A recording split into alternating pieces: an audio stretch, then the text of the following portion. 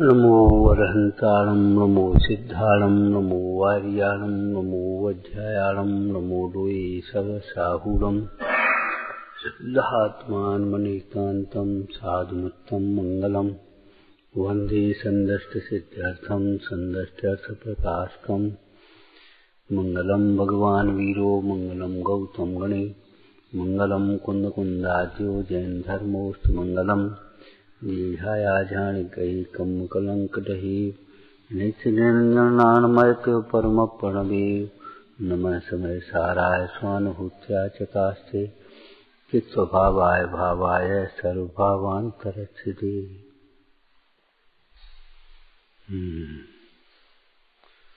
परमार्थ प्रतिक्रमण तो अपने आत्म स्वभाव के अनुभवन रूप है, और परमार्थ प्रतिक्रमण हो, चाहे परमार्थ बंधना हो, चाहे परमार्थ भक्ति हो, चाहे परमार्थ आवश्यक हो,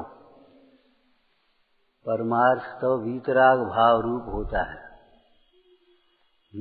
निर्विकल्प रूप होता है परमार्थ।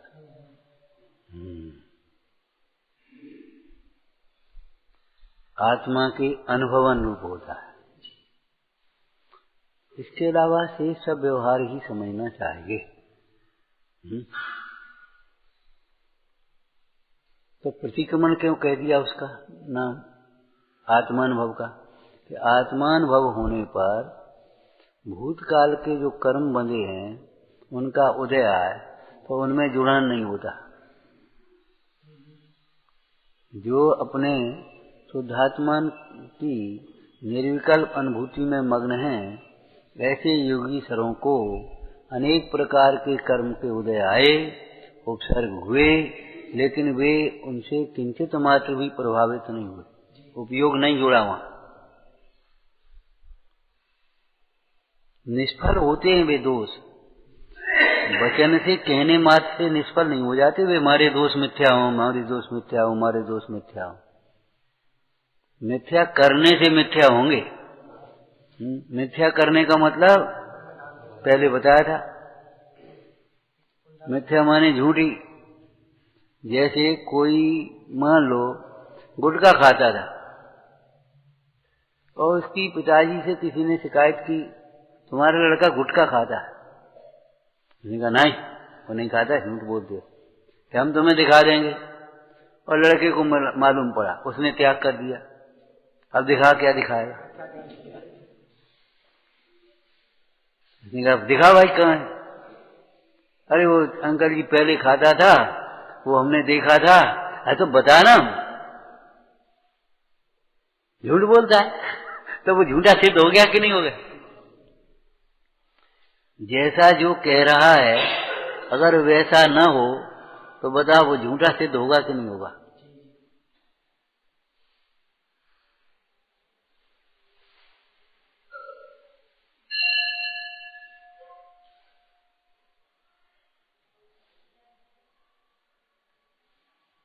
तो पर्याय में दोष थे। पर्याय है क्षणभंगुर, क्षण क्षण में बदलने वाली।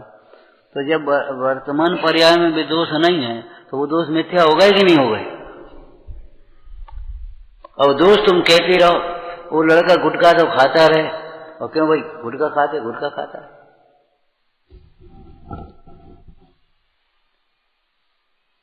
नहीं मैं नहीं खाता, वो खाए तो मिथ्या कैसे सिद्ध होगा? बोलो। मिथ्या सिद्ध तो तब होगा जब जो कह रहा है सामने वाला जीव वर्तमान पर्याय को देख करके, भूतकाल की पर्याय को देख करके वह न कर रहा। तो दोष उत्पन्न नहीं हो तो वह दोष मिथ्या हुआ, और दोष उत्पन्न होता रहे तो वह मिथ्या कैसे हुआ? अच्छा, दोष कम करने से भी दोष मिथ्या नहीं होता। मान लो उसने गुटखा कम कर दिए खाना, और क्यों तुम गुटखा खा दे? नहीं खाते हमने देखा। हाँ कभी कभी खा लेते हैं, वो संगति में खा लेते हैं, और वो कुछ कर लेते हैं।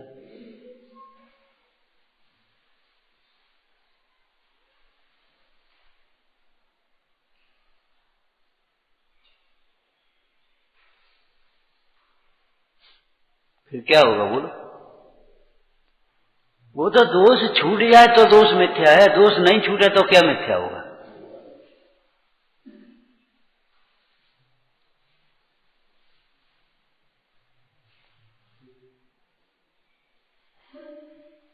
लेट आने वाला अगर छिप करके उस खंबे की आड़ में बैठ जाए, वहीं बैठ जाए, तो वो थोड़ा ही खंबे की आड़ में वहीं बैठ जाए, नहीं देख नहीं पाया, तो अब इससे क्या हो जाएगा?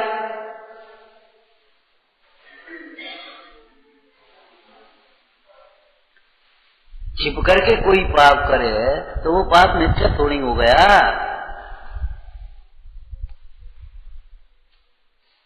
अकेले में गुटखा खा लेता हो तो मिथ्या थोड़ी हो गया, वो तो दोष का त्याग करे। तो व्यवहार प्रतिक्रमण दोषों को मंद करता है, परंतु दोषों का अभाव का नहीं होगा। इसलिए व्यवहार प्रतिक्रमण का कोई दृष्टांत दिया था आपको कभी किसी प्रसंग में? जैसे किसी ने मान लो एक 50,000 रुपया उधार लिए, ठीक है ना, बैंक से ले लिए या किसी साहूकार से ले लिए, उधार ले लिए। अब वह उसका इंटरेस्ट ब्याज तुम्हारी भाषा में हर महीने देता रहे, ब्याज हर महीने देता रहे, तो कितने दिन में ऋण होगा?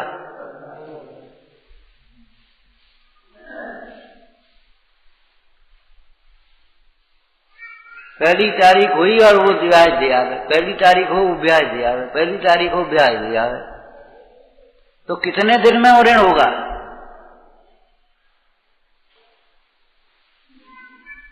वो ऋण तो तब होगा जब मूल देगा, ब्याज भी नहीं देगा तो वो बढ़ता चला जाएगा, लेकिन ब्याज हर महीने देता रहे तो भी वह ऋण तो नहीं होगा ना, जब तक मूल नहीं चुकाएगा।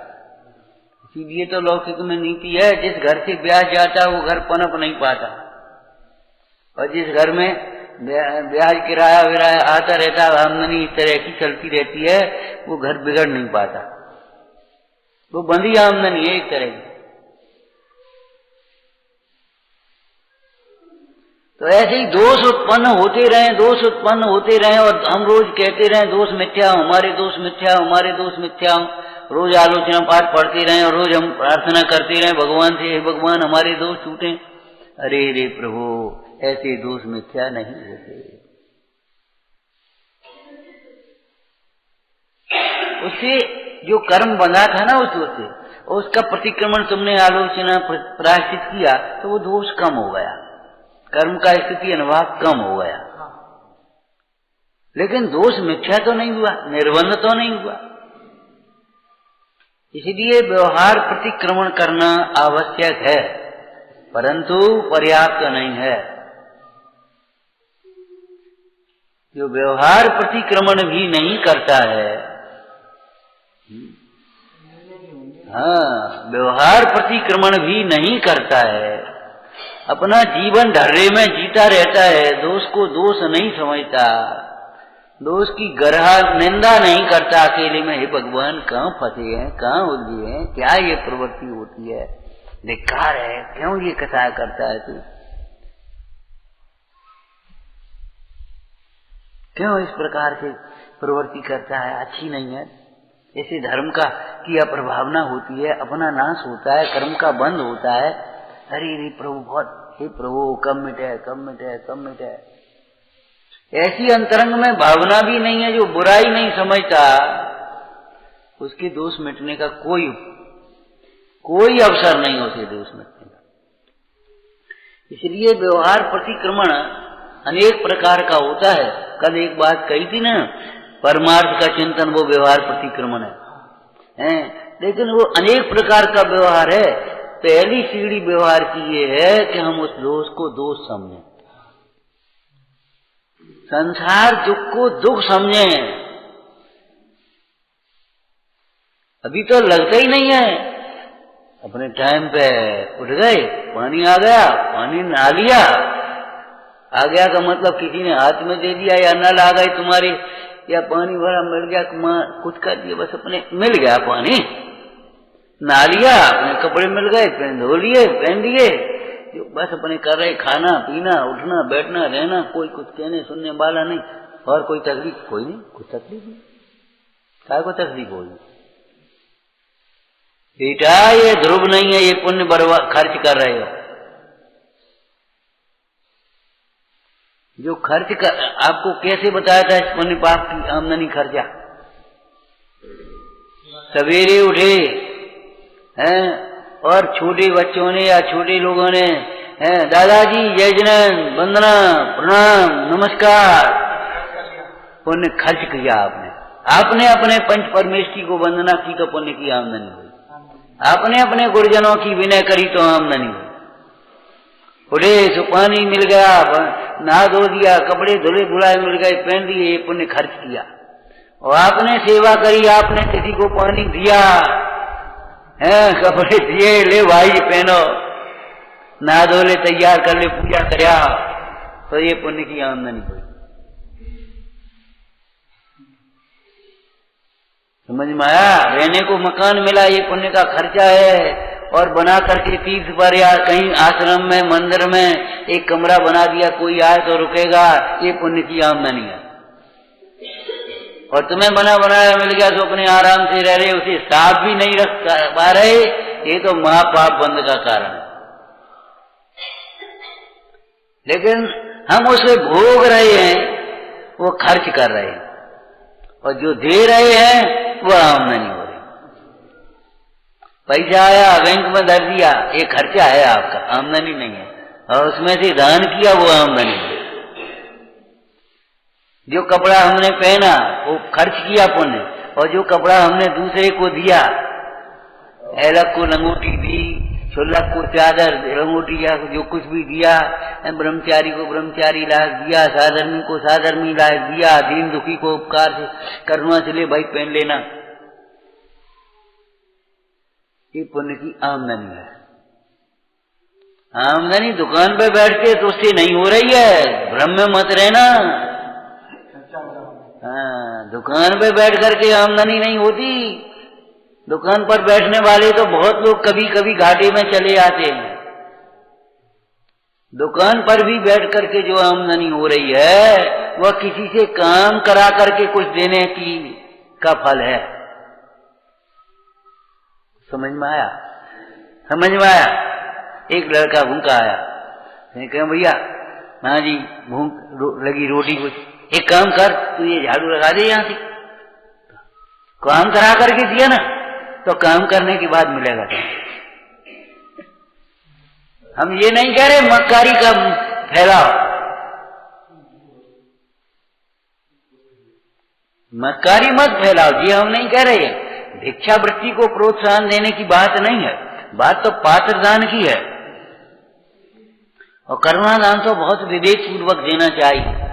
निरर्थक दया मत करो, तुम्हारी दया किसी का जीवन बिगाड़ सकती है अगर उल्टी दया है तो। भिक्षावृत्ति को प्रोत्साहन मिलता है तुम्हारी उल्टी दया करने से। काम चोरी हो जाती है। आज देश में क्या हो रहा है, बांटो मुफ्त में, बांटो मुफ्त में।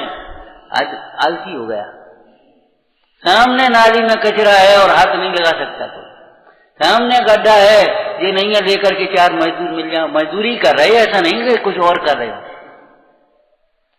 वो सरकार की ओर ऐसे देखेंगे कोई आके कर जाए, और तो भी उसका माल आ जाए तो कहो घर में उसमें लगवा रहे, वहां से कंकड़ भर रहे हैं, उसी में से सीमेंट निकाल रहे हैं, उसे ठेकेदार नहीं हमारा कर देना, हमारी सीढ़ी बना देना।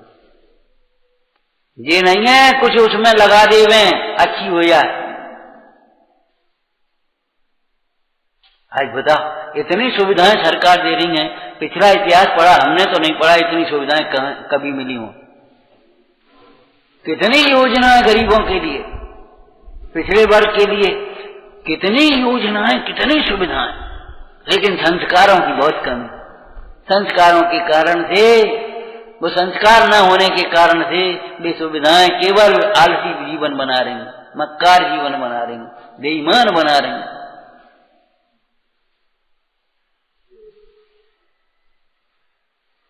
इसलिए हम उल्टी शिक्षा नहीं दे रहे, निरर्थक दया, उल्टी दया मत करो। कोई व्यसनी जीव है, वैसा जीव है और गिड़गिड़ाता भी है, ज्यादा तुम्हारी तकलीफ हो तो वही रोटी खिला दो, दिखा दो उसी समय के लिए, केवल बाढ़ में उसका घर गिर गया, वो पड़ के फंस गया, केवल बस उसको उतना ही दे दो, ज्यादा सहयोग करने की जरूरत नहीं है, फिर व्यसनों में पड़ेगा। व्यसनों का छुड़ाना ये त्याग दया है, समझा बुझा करके उसे व्यसन छुड़ा। आलसी को आलस छुड़ाना ये दया है, ये नहीं है ले तुम ले ले, चलो परी रहो, ले पानी ले ले भैया बन गई चाय पी ले। ये माताएं बहुत ये समझो जीवन बर्बाद करती हैं बच्चों का। जो स्वयं स्वावलंबन से काम करना नहीं सिखाती, सोचना नहीं सिखाती। हमने जाने कहाँ पढ़ा, कभी पढ़ा, एक बच्चे ने कहा ये कहाँ रख देना, वहां रख देना, ये वहां रख देना, ये वहां ऐसा कर देना। बच्चे की बुद्धि कुंठित हो जाती, खुद रख, कहाँ रखेगा बता। मैंने उसको सोचने समझना भी सीखना चाहिए। ये जादू वहां रख दे, बस खत्म मामला। एक आध बार बताओ, ये नहीं कह रहे, और उसका प्रयोजन भी बता। वहां देखो वहीं से उठा लेंगे, वहां ऐसे करेंगे, वो अलग अच्छी लगेगी, वो धूल वहां नहीं आएगी, हैं उसको ऊपर रख दे, इसको ऐसा रख दे, ये अलग रख दे। सिखाओ उसको, समझ। शिक्षा देना सबसे बड़ा दान है। अगर शिक्षा उल्टी देते हैं आलस्य की और बाकी, ये पापोपदेश में चला जाए, और जो हम देंगे तो हिंसा दान में चला जाए, जो रात को चल रहा है। ये तो हम यहाँ धर्मशास्त्र की गद्दी पर बैठे हैं। गांधी जी इंग्लैंड गए, कुछ उद्योगपति वहां थे, बोले हम भारतीय विद्यार्थियों की कुछ सहायता करना चाहते, सहयोग करना चाहते। गांधी जी बोलो उनको नेक सलाह दो, उनको नेक सलाह दो। यानी कौन से देश में छोटा सा बच्चा इतना बड़ा होगा, है अखबार बेचा, प्लीज एक ले, बेटा तुम बहुत गरीब लगते हो, हैं तुम्हारे पिता बड़े गरीब हैं। नहीं मेरे पिता बहुत धनी है, लेकिन मैं उनके अधीन नहीं बनना चाहता हूं, अपनी शिक्षा का खुद कमाई करके खर्च कर। इसका नाम है संस्कार।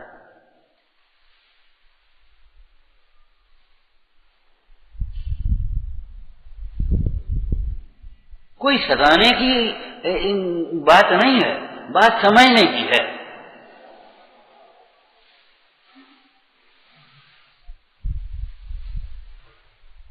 याद आ गई कल एक लाइन, तो हम सोच रहे थे इसका स्टिकर बना करके सब जगह लगवा। गरीबों को सताना ही गरीबी को बुलाना है, गरीबों की गरीबी से धनी तेरा खजाना है।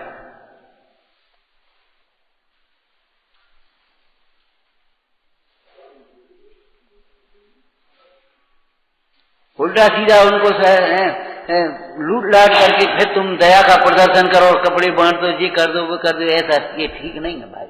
उनको मजदूरी दे, उनको काम दे, उनको शिक्षा दे।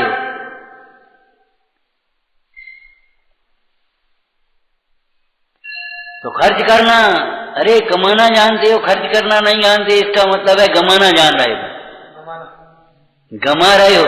जो हाथ से धरी वो धरी रह जाएगी।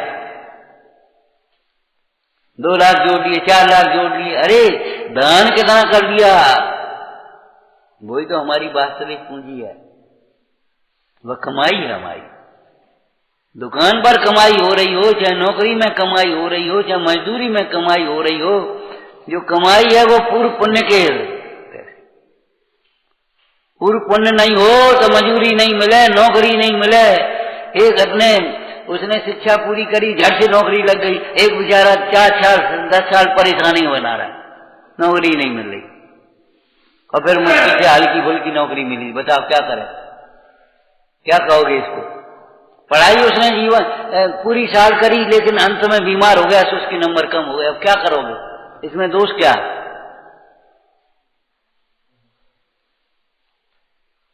कभी ये बात न सोचना कर्म कुछ नहीं होते। कर्म कर्म होते हैं, और कर्म बहुत खराब होते हैं, ऐसा नहीं, कर्म पूरे ईमानदार होते हैं। बिना तुम्हारे परिणामों के कर्म नहीं बनते, और बिना परिणाम जुड़े हुए कर्म फल नहीं देते, जबरन दुखी नहीं करते। कर्म अपने फल में जीव को जबरन नहीं जोड़ते। ये समय सारणी का कथन है। एक बात। दूसरी बात, कर्म फल को भोगना तुम्हारी मजबूरी नहीं है, पराधीनता नहीं है, अज्ञानता है। कर्म की निर्जरा भी कर सकते हो, कर्म को बदल सकते हो। विशुद्ध परिणाम अधिक हो, भक्ति हो, दया दान सील संयम के परिणाम हो तो पूर्व के पाप कर्म पुण्य में बदल जाते हैं। और अगर तुम्हारे वैसे ही उल्टे सीधे परिणाम हैं तो पुण्य कर्म भी पाप कर्म में बदल जाते हैं। दूध मावा में बदल जाता है, कितना मिठास हो गया, घी में बदल जाता है, और वही जब जामन पड़ जाए तो खटास में बदल जाता है, दही में बदल जाता कि नहीं बोलो। ऐसे ही परिणाम संकलेश बहुत उल्टे सीधे परिणाम, अन्याय नीति छल प्रपंचों के परिणाम हो, अहंकार आदि की तीव्रता हो तो पूर्व पुण्य के परिणाम भी पाप में बदल जाते हैं। और अगर विशुद्ध परिणाम विशेष हो तो परिणाम पाप कर्म जो पूर्व में बंधे हैं वे भी पुण्य में बदल जाते हैं। तो मिथ्या हो गए कि नहीं हो गए? इसलिए ये प्रतिक्रमण कहा जाता है व्यवहार।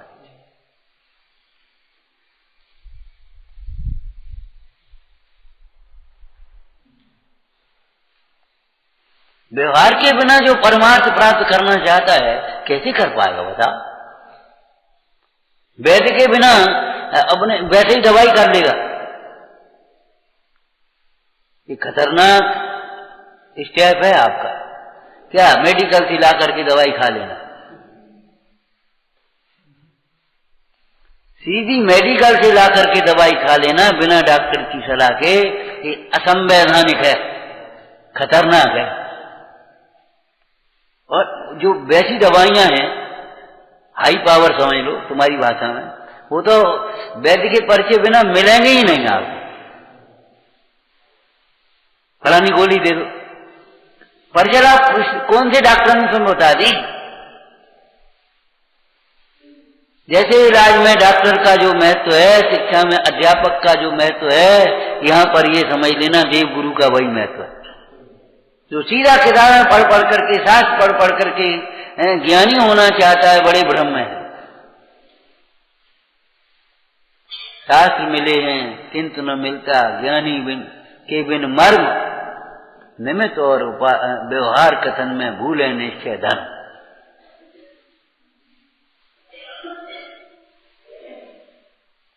शास्त्र मिले हैं किंतु न मिलता ज्ञानी के बिन मर्म, निमित्त और व्यवहार कथन में भूले निश्चय धर्म। वैसे के वैसे शब्द पकड़ लिए, अभिप्राय कुछ पकड़ा नहीं, या तो निश्चय की बातें लेकर के या कर्णन योग की बातें लेकर स्वच्छंद हो गए, वर्तमान योग के दृष्टांत लेकर के स्वच्छंद, इसमें क्या हो गया, वो भी करते थे। बुद्धियों पर तरस आता है, ऐसी ऐसी उल्टी बुद्धि चलती हैं। पुराणों में से कौन कौन से श्रृंगारिक कथन निकाल निकाल करके इकट्ठे कर देते, और देखो ये होता था। अपन को क्या है, वो तो सहज में कोई बात नहीं, उसमें कुछ नहीं होता। निकाल निकाल करके इतनी बुद्धि करी, अरे रे प्रभु, वैराग्य प्रेरक कथन निकाल निकाल करके इकट्ठा करता तो तेरी बुद्धि सार्थक थी। तूने क्या निकाला उसमें से? जोंक हो गया तू। दूध के स्थान पर पी करके भी दूषित रक्त पीता, रक्त भी नहीं, दूषित रक्त, उसमें से दूषण ग्रहण करता है। कुंद कुंद स्वामी ने कहा छल ग्रहण मत करना, कहीं इसमें से विषय कथा का पोषण मत करना, ये भी एक अर्थ है। केवल शब्द अर्थ की चूक हो जाए तो ग्रहण मत करना, ये तो है ही उसका, लेकिन हाँ, विषय कषाय का पोषण मत निकालना, स्वच्छंदता मत पोषना, प्रमाद मत पोषना, अभिमान मत पोषना, कर्तव्य मत पोषना। पुण्य के उदय में तुम सोचोगे वैसा होता चला जाएगा। तुम कर्तव्य मत लगा लेना, हम कर रहे हैं इसलिए हो रहे हैं, और ये सब कुछ नहीं जानते, और हम देखो ऐसे होता है काम। कैसे ही नहीं होता, वो स्वतंत्र होता है। आज तुम्हारा पुण्य का उदय है तो तुम्हारे विकल्प के अनुसार कार्य हो गए, लेकिन ऐसे नहीं होता। तुम सोचो हर समय तुम्हारे विकल्प के अनुसार कार्य होते रहेंगे, ये बात संभव नहीं है। और अभिमान से तुम्हारे पुण्य का छीन होगा, फिर तुम सोचोगे सो नहीं होगा। कई बार लोग कहते हैं क्या करें, सोचते कुछ है होता कुछ है, समझ में नहीं आता कैसे समझ। तुमने जो सोचा सो हुआ था, तब अभिमान किया होगा, अथवा तुम्हारे गुरुजनों ने तुम्हारे बारे में जो सोचा उसने उनकी तुमने अनादर करके उल्टा किया होगा। उन्हें सोची ये लड़का बड़ा हो गया, क्या बुआ हो गया, एक व्यापार करने लगा, चलो अपन को आराम मिला, वो आराम से धर्म ध्यान करेंगे। और उसने आते ही न्यारे की व्यवस्था कर ली, और उसने अपने आते ही अपनी सबरी चौका को किचन बना दिया। अब बेचारी माँ परेशान और पिताजी परेशान, तो भैया अब क्या करें। ठीक है बेटा, अब तुम ठीक है करो, पर मैं वहां रहूंगा, मेरे लिए प्लॉट ले दो, बस तुम इसको बेचो, चाहे कुछ भी करो, हम कुछ नहीं। उस दिन एक अजैन आदमी बोला, भैया ये मकान ले रहे, हमसे नहीं, हमसे कौन कहेगा, वो मकान ले रहे, कहा भैया क्या बात, बेच का रहे, अबे तो बनवाओ। अरे क्या बताएं, वो लड़का परेशान करता है, वो ग्वालियर पहुंच गया और उसने कहा को हमको लाओ फ्लैट लेके दो। अब 40 लाख को फ्लैट हम कहां से दें, बताओ क्या करें हम, नहीं समझ। अब तो हमने बनवा दे, 2 जने आराम से रहें, अपने आराम से करें, खाएंगे पिएंगे, पूंजी पंडित जी हमारे पास है ना। बात तो सही। सोचा उनने क्या था कि लड़का बड़ा हो गया, ये हमें आराम देगा। हमारे प्रोफेसर कभी कभी कह देते थे, भैया और लड़का छोटा भाई पुत्र के बराबर ही होता है। तो कहते आला में एक लाइन लिखी है, जिनके भैया समृद्ध हो गए उनको कहा परी परवाह, अब कहा परवाह हमें आराम है, कहे तुम यहीं बैठे हो। अरे वो लड़का पहुंच गया होगा, लड़के ने दुकान खोली होगी, कहे तुम गए नहीं वहां, अरे वो लड़का चला गया होगा वहां। पिताजी हम जाए, माने जो अपने गुरुजनों को निश्चिंत नहीं करता वह पुत्र और शिष्य नहीं है, कलंक है। बोझा उठाना सीखो, बोझा बने मत रहना मत सीखो, ये कलंक है, पाप बंद का कारण। निश्चिंतता प्रदान करे तो निश्चिंतता मिलती है, समझ में आया। क्या करें, सोचते कुछ है होता कुछ है। हमने सोची ये लड़का वो अपन निश्चिंत हो जाए, अब ये हो रहा बताएगी तो क्यों आ गई कि तुमने अपने गुरुजनों को निश्चिंत नहीं किया होगा। उनने सोची कुछ हुए और तुमने किया कुछ होगा, उनके चित्त को दुखाया होगा, उल्टे चले होगे, उसका फल ये तुम्हें मिला है। ताको जो उदय अब आयो, नाना विधि मोहि सतायो, फल भुंजत जिय दुख पावे। फल को भोगे तो दुख बढ़ता है, तो करने का है अब फल भोगो मत। फल भुंजत जिय दुख पावे, उस फल को अगर भोगते हैं, माने उपयोग जोड़ते हैं, उसे अपना मानते हैं, उसमें इस अंश की कल्पना करते हैं, तो दुख बढ़ता है। अब अपने प्रतिक्रमण करो। प्रतिक्रमण कैसे करें भैया, बाल बच्चे थोड़ी हमने पाले, मोह पाला था, अब मोह का दंड हम भोगेंगे। और काय को भोगे, अभी भी मोह छोड़ करके स्वतंत्र हैं हम अपना कल्याण करने के लिए। ठीक है, बाल बच्चे नहीं मानते हैं, वे नहीं मानने के लिए स्वतंत्र हैं, तो हम भी घर छोड़कर अपना कल्याण करने के लिए। सच कह रहे हैं, इसमें बड़ी होशियारी चाहिए। कभी किसी के काम में ज्यादा टांग मत अड़ा, और नहीं तो वो तुम्हें बांधेगा। हमने कहा बेटा तुम ऐसा करो, चिंता मत करो, हम तो बैठे। नहीं वो हमें नहीं, हम ऐसा करें, हम ऐसा करना। ठीक भाई, तेरे अपने मन की कर ले। अब हम स्वतंत्र को गए, मैंने ये बताओ क्या कर, हम नहीं, हम क्या कर, तुम मानते ही नहीं। हमने तो पहले कही थी तुम नहीं मानो तो हम क्या कर दे, बता, खत्म मामला, न्यारे बच गए। तुमने कार्यक्रम किया और हमें नहीं बुलाओ, बड़ी अच्छी बात है, हमें नहीं बुलाने पड़े, काम खत्म। माने हमेशा पॉजिटिव सोचो, लेकिन पॉजिटिव ज्ञानी और वैरागी जी सोच सकता है? एकांतवादी स्यादवादी नहीं होता है, स्वार्थी व्यक्ति स्यादवादी नहीं होता। और स्वादवादी समझ गए? जो पंचेंद्रिय के स्वाद में मगन है, स्वादवादी भी स्यादवादी नहीं होता।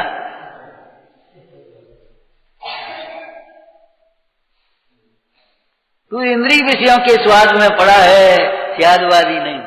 स्यादवादी तो जानता है नेक देर का स्वाद लग रहा है, सो भी तेरे उपयोग के कारण।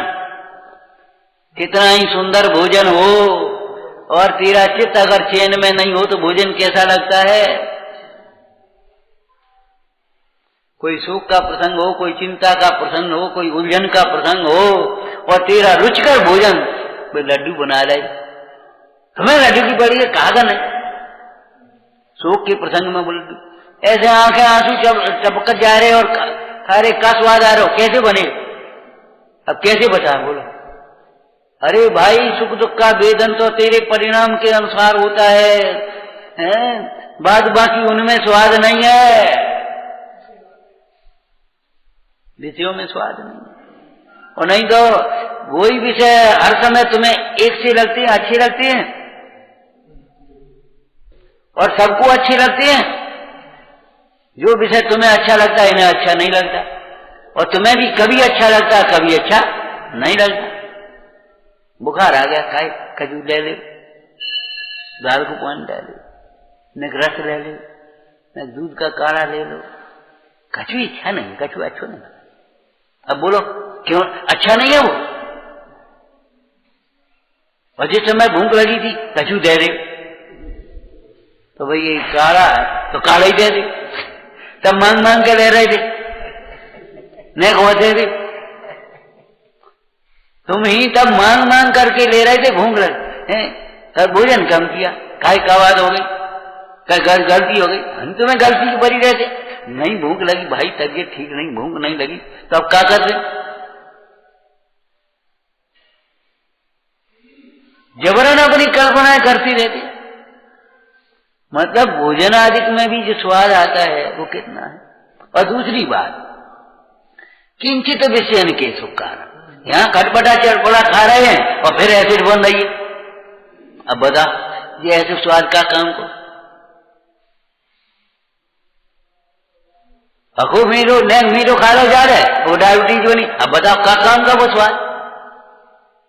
उस स्वाद में कितनी पीड़ा है। जब तुम्हें स्वाद में सुख की कल्पना हो तो मछली को तड़पते हुए देख लेना, केवल रसना इंद्री के स्वाद में तड़पती है तो जाकर के ऐसे तड़प रही। दूसरी मछलियां जो पानी में तैर रही थी वो उनको तड़पते देख करके हंसने लगी। लेखकों और कवियों की चर्चाएं हैं, मछली क्या हंसेंगी क्या रोएंगी, लेकिन मतलब हंसने लगी। मैंने कहा बहन तुम क्यों हंसती हो? तुम अपनी भूल से तड़पी, तुम अपनी भूल से तड़प रही हो। जब उसने जाल फैलाया हम तो अपने घर में घुस गए। जाल क्या करेगा, जाल ऊपर ऊपर तो रहता है।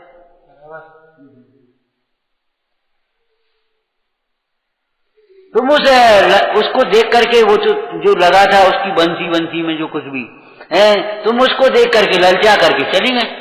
गलती तुम्हारी, हम क्या करें? मछुए ने जाल में नहीं फंसाया है, तुम अपनी भूल से जाल में फंसे हैं। तुम्हारे पिताजी ने तुम्हें गृहस्थी में नहीं फंसाया, तुम अपने राग से फंसे हो। हमें समाज ने नहीं रोका है, हम अपने राग से रुके हैं।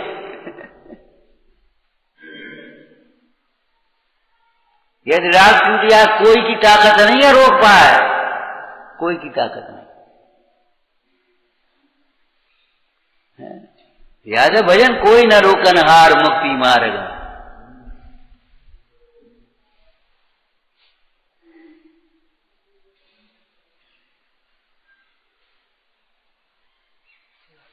तो आमदनी खर्चा कितनी आमदनी देख देख के खुश हो रहे।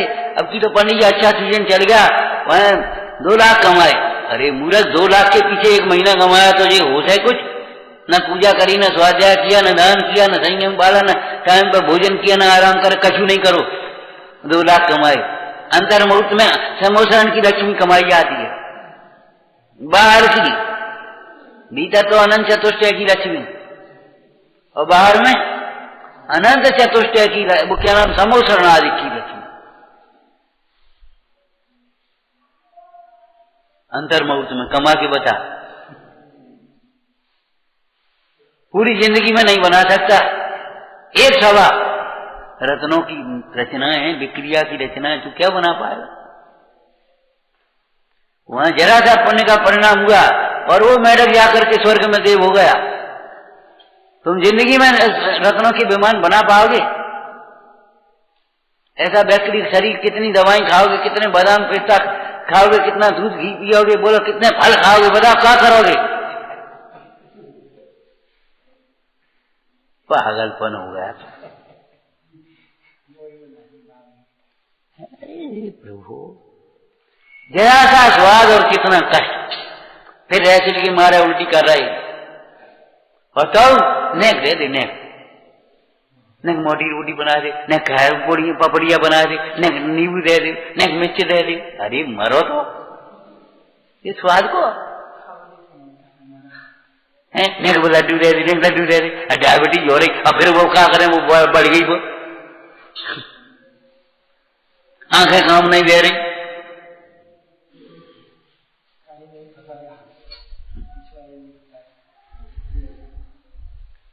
आंखों के रोग भी आंखों से नहीं हो रहे, पेट से हो रहे हैं। उस दिन हमने पूछा डॉक्टर से, कोई चर्चा आ गई तो हमने जी काला पानी बहुत होने लगा, फिर एक भिंड में, एक वहां, इधर उधर, हमने जी ज्यादा बढ़ने लगी, क्या बात है? बोले एसिडिटी है इसका कारण, मूल कारण एसिडिटी, पित्ताशय की बीमारी है।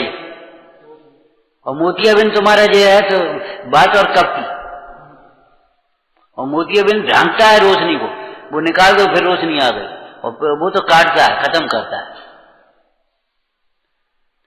अब एसिडिटी का इलाज मत करो, ड्रोपन से नहीं हो रहा, गोली खान से कुछ नहीं हो रहा। आपको खान पान सुधारना है। आपको कोई प्रसंग आता तो हम फिर पूछते हैं, खोज करते हैं उसकी, आगे क्या बात क्या है। उन्हें ये बहुत दर्द होने लगे, ये खड़े खड़े रोटियां बनाते रहते, दिन भर खड़े खड़े करते, खड़े रहने का काम बहुत करते। इनकी मुड़न घुटन कम रह गई, सीधे चले सीधे बैठे हुए। अमेरिका का तो एक प्रसंग है, उस महिला उसको आदमी को बताया कि वो जकड़न वकड़न शरीर में, बोले धूप स्नान किया करो, थोड़ा बाष्प स्नान, धूप स्नान, थोड़े धूप वगैरह दिया करो। अब वो क्या सिस्टम, सीधा गाड़ी से आवे, गाड़ी में एसी, उधर उसके ऑफिस में एसी, एसी से एसी में बैठा, और सीधा आकर के कमरे में घुस गया। गाड़ी सीधी ऐसी लग जाती तो उसमें एसी, अब वो सारा शरीर जकड़ने लगा। तो थोड़े दिन उसने धूप स्नान वगैरह किया तो उसको थोड़ा आराम मिला, बात तो ठीक है। उसने इस दिमाग में आ गई भली होनहार थी कि जी दिन भर एसी में और फिर थोड़ी देर के लिए धूप, क्यों ना हम प्राकृतिक जीवन जिए, हटाओ ये एसी में, स्वास्थ्य की ओर बढ़ गया।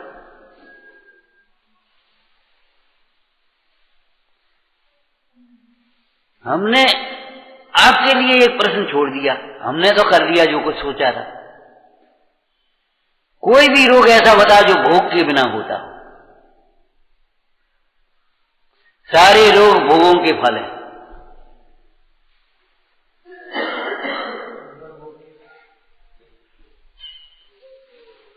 कोई ना कोई उस रोग के फल में भोग होंगे। आराम से परे क्या करना है अपन को, देख हो गया रोगी, क्या कहीं खावे आराम से, वाह मजा आएगा, चटपटा, क्या बढ़िया चटपटा, मारो। कोई भी रोग आपका बिना भोगों के नहीं होता, भोग में रोग बसे, वैसे ही नहीं देखा।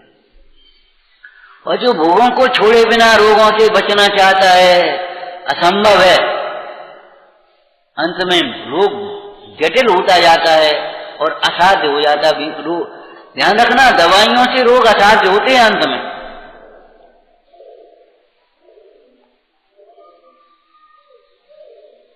दवाइयों से रोग ठीक नहीं हो पाएंगे, अंत में असाध्य होते जाएंगे।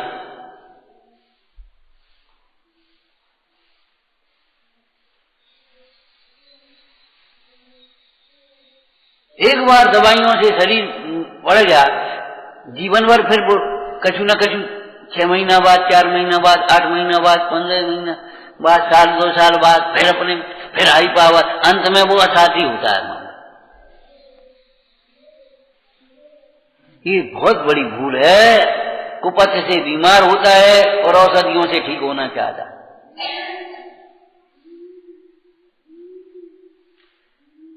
अपनी भूल से बीमार होना चाहता है और पुण्योदय की कल्पना कर रहा है, पुण्योदय से हमें कोई सुख मिलेगा।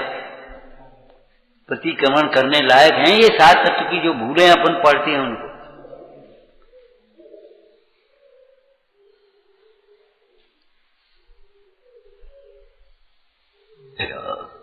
जी है, दिन भर खर्चा लगा है। आराम से भोजन किया, आराम से कपड़े पहने, आराम से रह रहे, आराम से खा रहे, एक नौका लगा लिया, एक ऐसा कर दिया, आराम आराम आराम, सब पुण्य खर्चे हो रहो। अरे आराम लेना सीखते हो, किसी को आराम देना सीखो।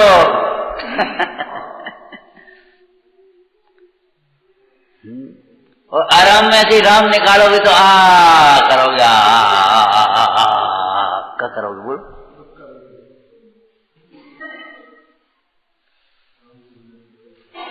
राम को छोड़ोगे, राम के चरित्र को छोड़ोगे, राम के मार्ग को छोड़ोगे है तो आपको आराम जिंदगी में मिलना संभव नहीं है।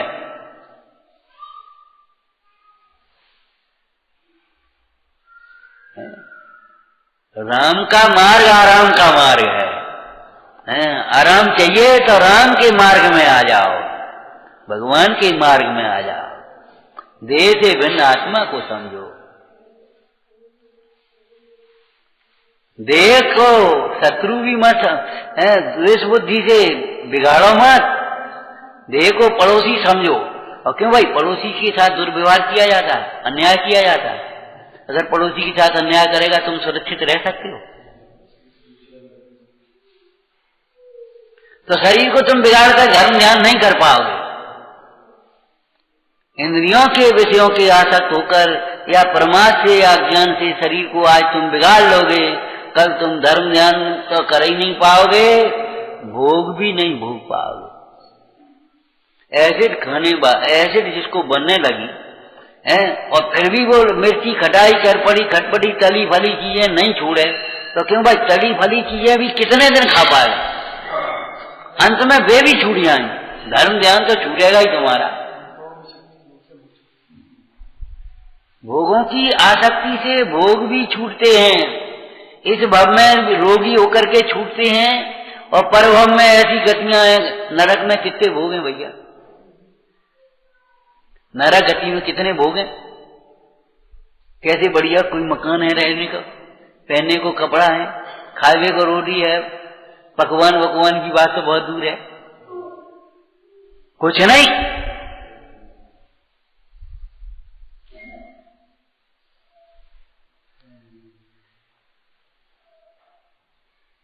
हे भाई, तू इन्हें दुख का कारण नहीं समझता तो पहली प्रतिक्रमण की सीढ़ी ये है,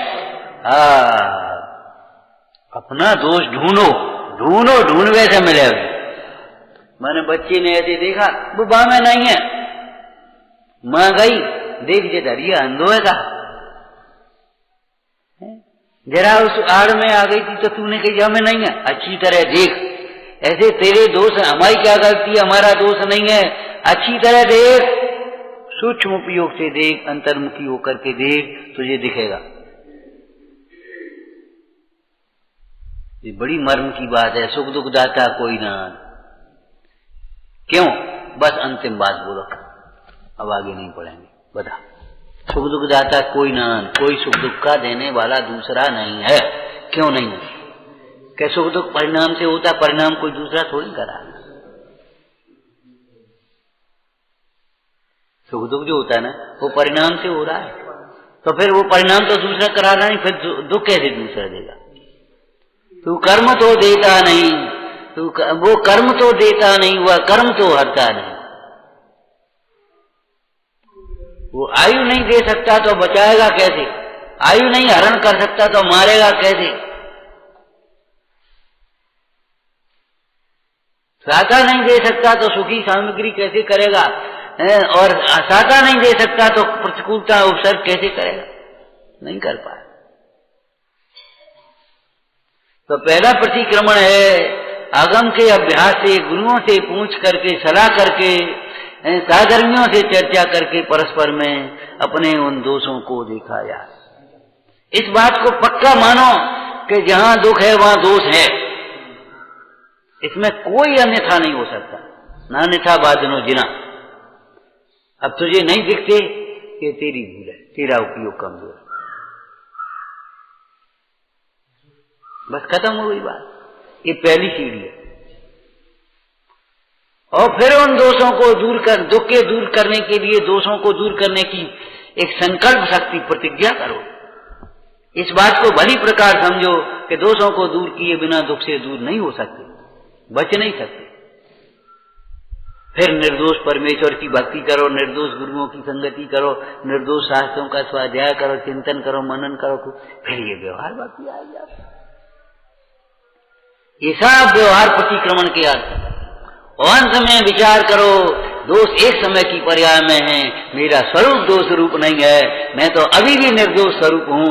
उस निर्दोष स्वरूप का लक्ष्य होगा तब परमार्थ प्रतिक्रमण होगा, और जब तक उसका चिंतन चल रहा है व्यवहार प्रतिक्रमण।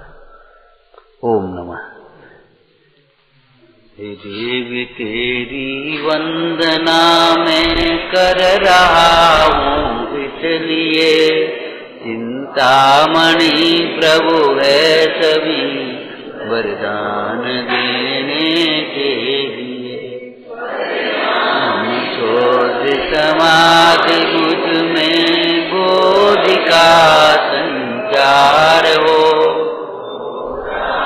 स्वात्मा की तथा शिव शौक की भव पार।